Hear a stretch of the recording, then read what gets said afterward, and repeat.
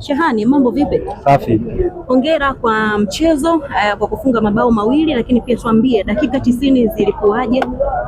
Kwanza sina budi kumshukuru Mwenyezi Mungu na kuendelea kucheza mchezo wangu salama na kumaliza salama. Mchezo ulikuwa mgumu, wenzangu wapo vizuri, hali ni matokeo tu. Mwenyezi Mungu atujalia tupate matokeo na tumepata. Nashukuru Mungu kwa kuanza vizuri. Shehani, unasema mchezo wao ulituzwa. Leo umeonyesha performance nzuri sana katika kiwanja cha nyumbani. Je, watu wa bara pia wategemee kile ambacho kimetokea siku ya leo?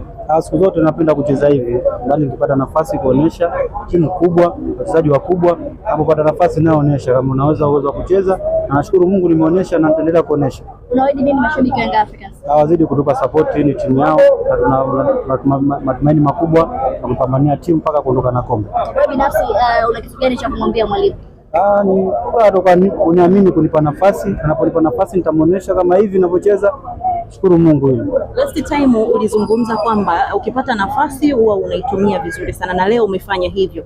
Pengine neno lako ni lipi kuendelea na muendelezo ambao tutegemee kuona kwako?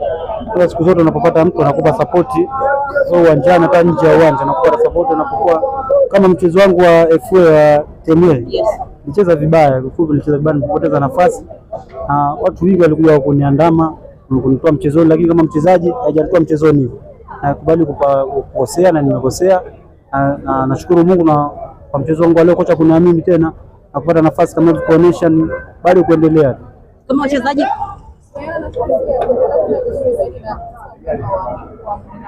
ni bado nafasi ipo kubwa, japokuwa timu zipo kubwa, timu ngumu.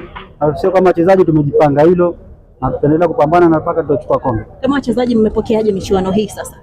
Tunashukuru kwa wachezaji kwa wengine kwa kupata support ya kwa kucheza, ni kama hivi tumepata kuja kupata nafasi ya kucheza na kuonesha na again kama wachezaji na kupambania timu yetu kuchukua kombe. Naamini mchezo hii inakujenga wewe binafsi kuelekea mchezo wa dabi. Unanijenga kama mchezaji na nijenga. Shukrani.